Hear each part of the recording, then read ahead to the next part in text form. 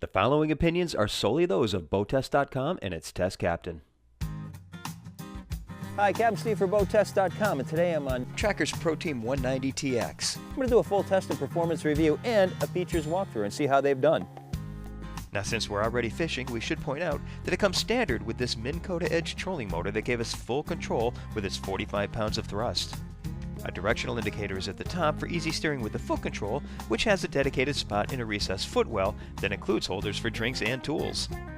This allowed us not only to sneak around the shallows, but also the docks for those shaded areas we all like to cast into. Rods can secure to the deck for quick runs from one spot to the next. For storage, we have a center rod locker that shares space for the included paddle and nav lights.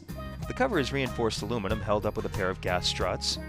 A guide under the hatch shows 6.5-foot rods to the sides, 7.5 to the top, and 8.5-foot rods to the center. Oh, and notice the rod storage is lockable. And if you fish at night, convenient courtesy light. 2 more compartments to either side.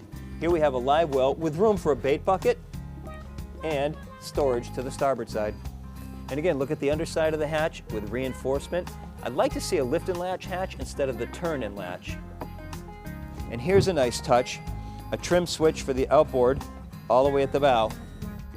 At the aft platform, to both the port and starboard side are lockers for removable storage bins, and in between is the 16-gallon aerated live well that includes a divider and bait bucket holder. Fuel and batteries are under a hatch at the aft casting deck. There was a little rocking as I walked back and forth, but nothing that caused any unsteadiness, and a pedestal base allows for adding a chair. So that takes care of the fishing features. Let's take a look at the helm. To the left side of the helm, 2 toggle switches for the bilge pump and nav lights. The ignition switch is well out of the way of the knee strike zone. Coming up, all white-faced gauges with chrome bezels, all non-glare panel. The 3-spoke leather-wrapped wheel is mounted to a fixed base. The windscreen does a nice job of deflecting the wind over my head instead of keeping it in my face. To the right side of the helm is a standard Lowrance X4 Pro fish finder. An iPod mount is in the middle. Coming down the side, controls for the live well and aeration timers. Tracker not only went with this single console, but 3 across seating with storage under each seat, and the center seat flips down to form a step. And all are well padded with separate lumbar support. 3 drink holders and a grab handle at the center seat. Just ahead, there's a storage compartment, all aluminum, self-draining. Good spot for ice, put some sodas in. This 90 horsepower Merc outboard is standard. Options include a 25 horsepower Merc and a 115 Optimax or an Opti Pro XS. And notice the steps to either side of the motor well. The Tracker Pro Team 190TX has a length overall of 18 feet 7 inches and a beam of 89 inches.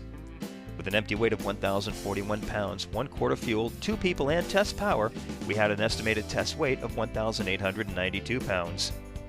With the 90 horsepower Mercury 4-stroke outboard turning a 13 by 19 Black Max propeller, we reached a top speed of 42.8 miles per hour at 6,000 RPM.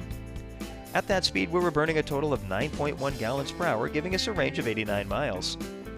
Best cruise came in at 3,500 RPM and 23.5 miles per hour. That speed reduced the fuel burn to 2.7 gallons per hour and increased the range to 164 miles. We had a quick time to plane of 2.5 seconds, accelerated to 20 miles per hour in 5 seconds, and continued accelerating through 30 miles per hour in 7.6 seconds. Tracker's Revolution hull gave us a smooth ride well beyond expectations. It consists of a 10-degree dead rise and this offset transom. There was no hint of a chine walk and no concern about slamming the throttle home and leaving it there on up to the 42.8 mile an hour top speed. On acceleration, the bow comes up 10.5 degrees and doesn't stay there long with her quick time to plane. She only needs enough trim to get her on the step, and too much trim will simply ventilate the propeller. She's practically at her optimal running angle while sitting still, which is one reason why she doesn't need a lot of trim. When we say that this is the best handling bass boat we've ever driven, it's not an overstatement.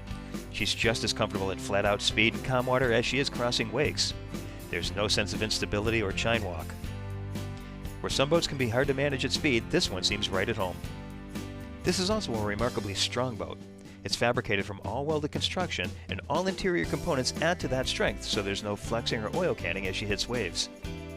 And just look at the finish. Tracker is alone when it comes to finishing its boats. Instead of paint, they powder coat the boats inside and out, and then put the whole thing into an oven at over 330 degrees to bake the finish to perfection. When it comes out, it's got a durable high-gloss finish that the company is proud to put their name on. One thing that really impresses me with Tracker is the way that they build their boats all as a complete package, ready to go. Well, that's my look at the Pro Team 190TX by Tracker. For BoatTest.com, I'm Captain Steve. We'll see you on the water.